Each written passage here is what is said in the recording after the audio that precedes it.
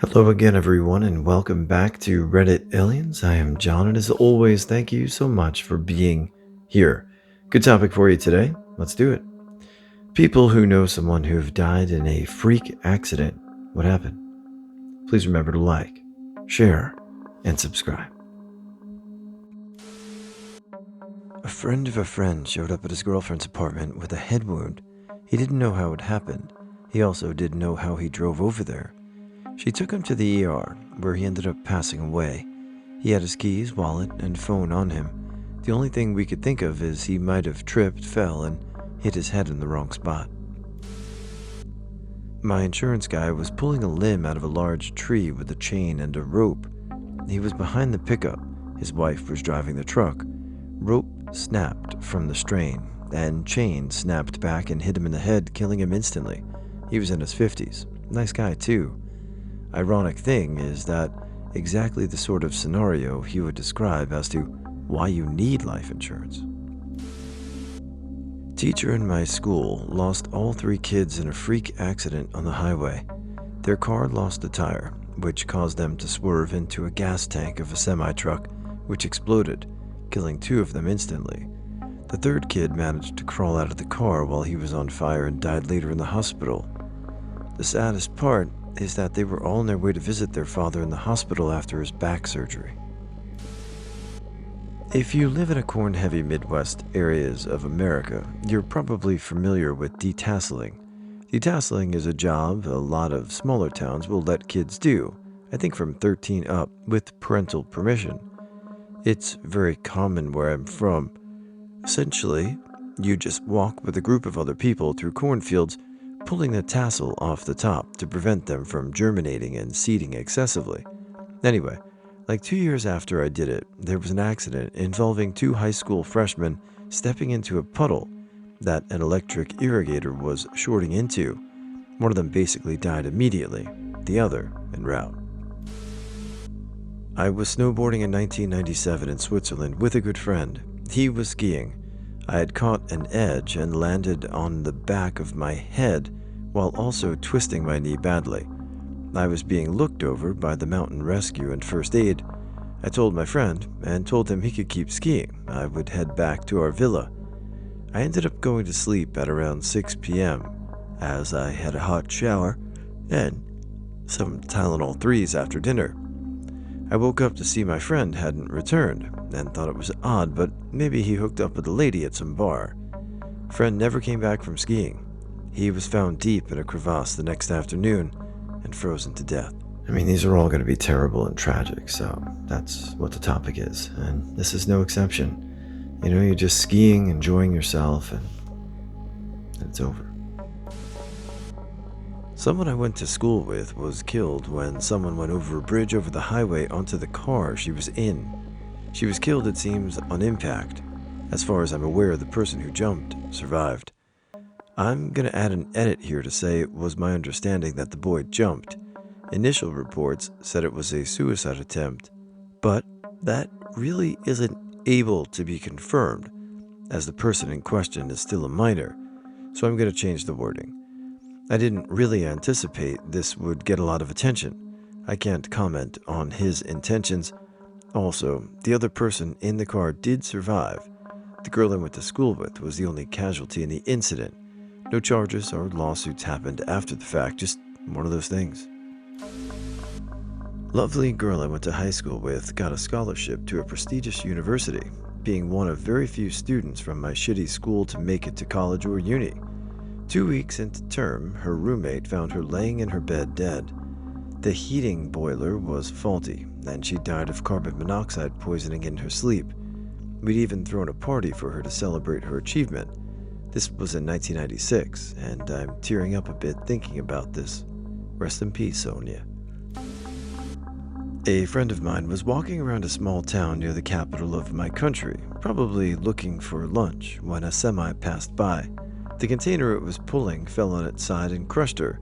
The whole thing was even in the news.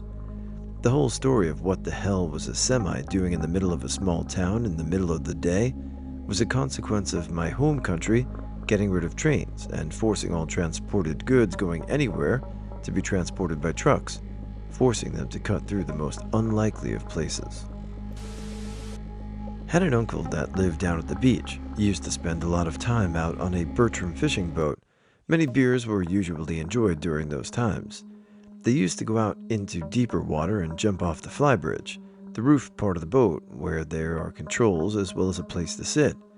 One day, he went out with some friends and they decided to partake in said jumping. Unbeknownst to him, the tide had gone out and they had drifted into shallow water. He dove in head first, hit the bottom, killed him. There was this guy, 3 to 4 years my junior in high school, who I sometimes bumped into. A few years after graduating from high school, I read the local newspaper and saw him there. Apparently, just like most teenagers, one night he had a heated discussion with his family and then stormed out whatever room he was in, slamming the door behind him. Well, the door was a door window and the glass broke and a shard of it stabbed him in the leg. He died from blood loss at home before the ambulance even showed up. He must have been 17 years old at the time. Real tragedy. Pretty rough set of downhill S-turns for trucks on a 2-lane road, plenty of memorials. While my friend and her mother are going up the hill, a flatbed coming down the hill was loaded with rebar, going into angel gear, and was arriving to the same bend as my friend and her mother.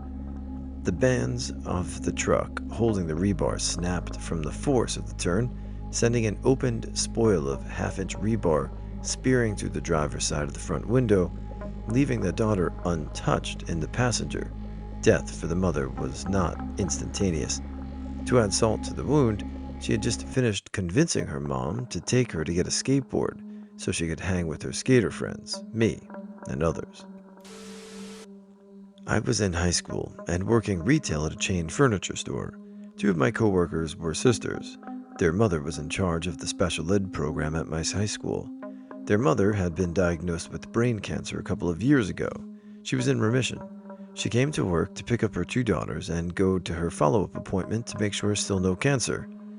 Not long after they left and got on the interstate, an 18-wheeler lost control and jumped the median and hit their car, killing everyone. Her husband was working and could not go to the appointment. He lost his wife and 2 daughters in a second. His whole family gone because an 18-wheeler lost control. My heart just breaks for stories like this. That was just a husband and a man and a father, and lost everything in his world in an instant. My cousin was killed by Chrysler. There was a defect in the hatch of Chrysler minivans where, if they were hit from the inside, they would open unexpectedly. My aunt was moving the car out of the driveway so the other kids could play hockey or whatever. Just backing the car into the street, she put my cousin in the back so he wouldn't run behind the car as she pulled out. They lived on a little cul-de-sac, no danger of other vehicles. One of the kids called her name, so she hit the brakes. My cousin lost his balance and hit the inside of the hatch, which opened. He fell out and hit his head and was taken off life support 3 days later. It later came out that this issue was raised by an engineer, and when he wouldn't drop it, Chrysler fired him rather than fixing it.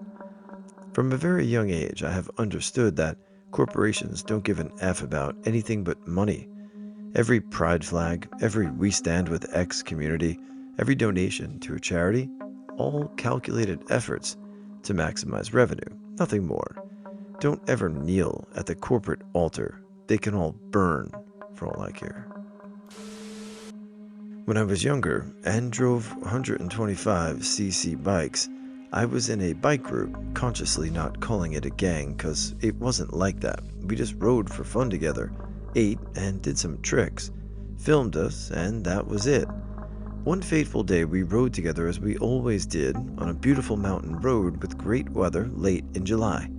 The road we were on, which we all knew and rode regularly, had beautiful curves for biking. One of our older members, let's say maybe 18 or 19, somehow lost control of his bike in one of those curves.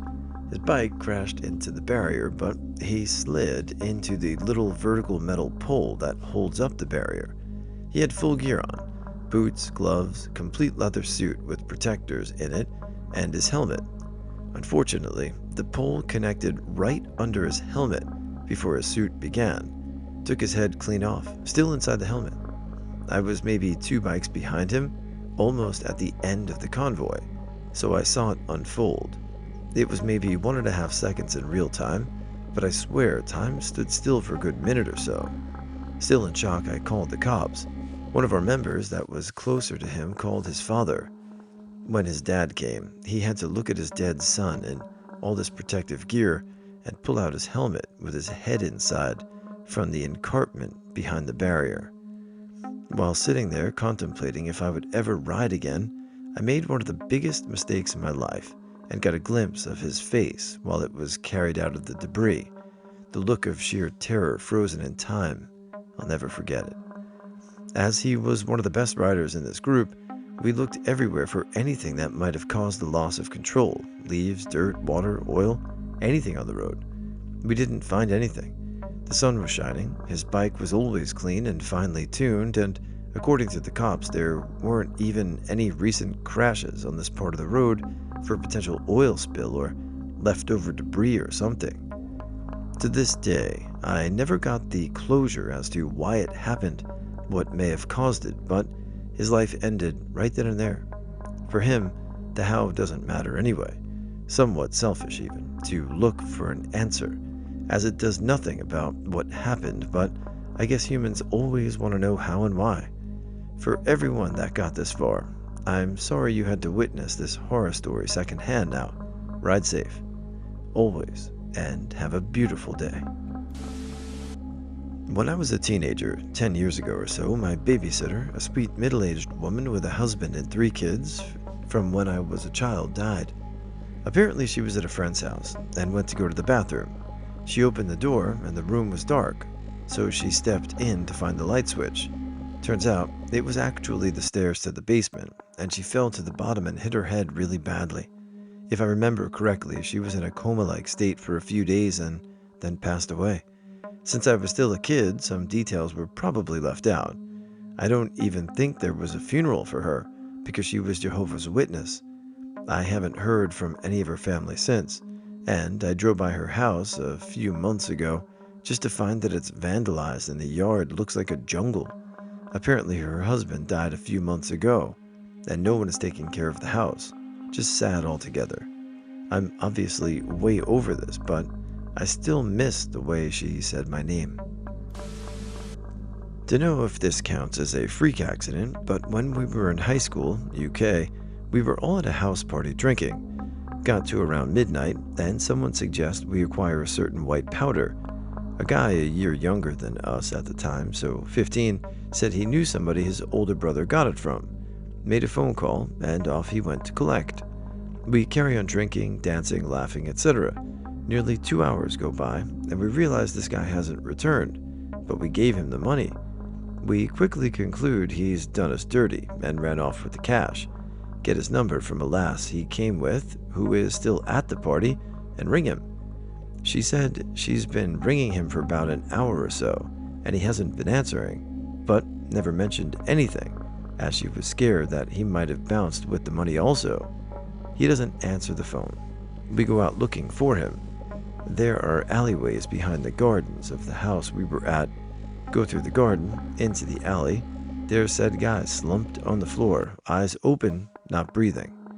Turns out, he met the dealer, who gave him a few bumps of the stuff to try, and ended up giving him the wrong bag.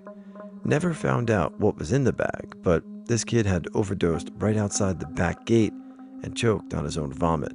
Dealer ran off and left him. Got caught through phone records later down the line, but there was some bullshit about his alibi, stating he never turned up to meet him or something. Did time for possession, and that's it, I believe. Was a long time ago. DRTL. Kid tries to buy one substance and accidentally gets given another. ODs and chokes on his vomit, 5 meters from the house. Unbelievable that drug dealer just got a possession charge for that. I don't know the law, like to the letter, but I feel like there should be more justice there. I got a few. Just a month ago, a friend was riding his Harley home from work. Some meatball kid tried to slipstream around traffic and didn't see him and nicked his bike. He died from the crash and road rash because he was wearing a beanie helmet and the road ripped off his jawline and he bled out before EMS could get there. In college, a pal of mine was riding one of those open-top Jeeps around some mountain ledges. His dog, who was harnessed in, did something stupid. They think and distracted him.